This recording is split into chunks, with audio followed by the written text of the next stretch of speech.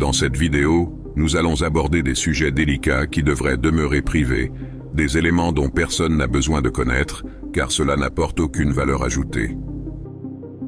La protection de votre vie privée est essentielle, à la fois stratégiquement et pour préserver votre tranquillité.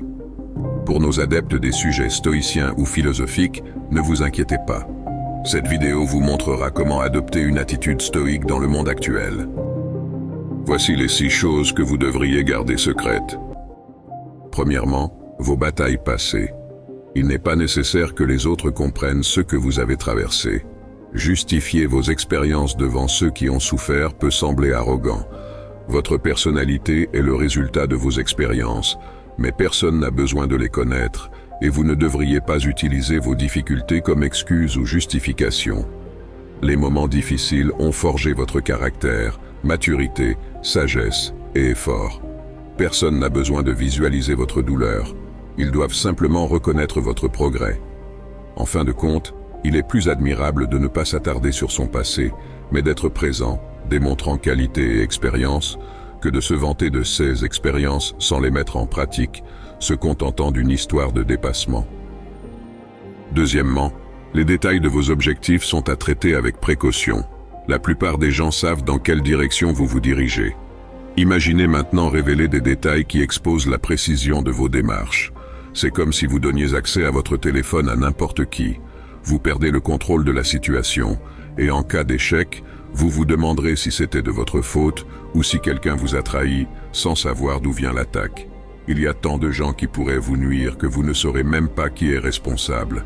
Ainsi, que ce soit un ami qui demande, gardez les détails clés de vos objectifs bien gardés, car indiquer où vous allez suffit. Vous n'avez pas besoin de divulguer les détails du chemin.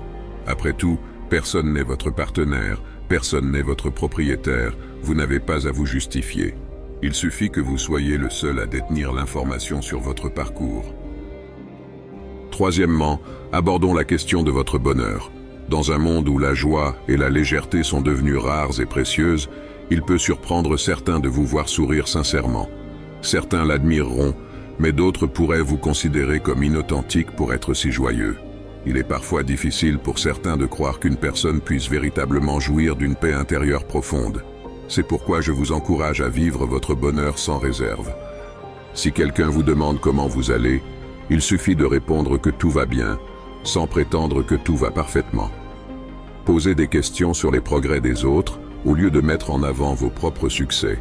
En ces temps empreints de désespoir, le bonheur peut parfois susciter des réactions négatives, car des individus amers et insatisfaits cherchent souvent à perturber la tranquillité de ceux qui ont trouvé la paix intérieure. Quatrièmement, abordons la question de votre relation. Évitez de mentionner les conflits et de partager les détails de votre vie amoureuse sur Internet. Ne vous confiez pas à propos des problèmes qui vous préoccupent. En fait, pourquoi partager ces soucis avec quelqu'un en dehors de la relation? Les problèmes devraient être discutés directement entre vous et la personne concernée. La communication efficace et l'intimité doivent prévaloir au sein de la relation, pas avec des tiers. Beaucoup de gens vivent des mariages en crise, mais divulguent tout à leurs amis, transformant ainsi les problèmes en ragots au lieu de les résoudre discrètement.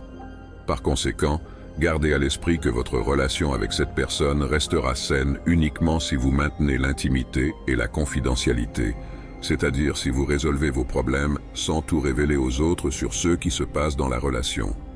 Le conseil de ne pas partager les détails de sa relation personnelle sur Internet repose sur la préservation de la vie privée, la prévention de la propagation de rumeurs, la promotion de la résolution privée des conflits, la protection contre les critiques en ligne et la préservation de la confiance au sein de la relation. En évitant la divulgation publique des aspects intimes de sa vie amoureuse, on minimise le risque de violer la vie privée de son partenaire, de créer des malentendus et de fragiliser la confiance, tout en maintenant une relation saine et respectueuse.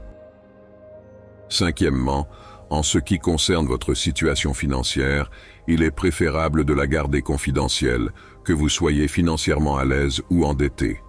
Même si quelqu'un de votre entourage travaille dans une banque, il est important de noter que la divulgation de détails financiers personnels reste généralement inutile.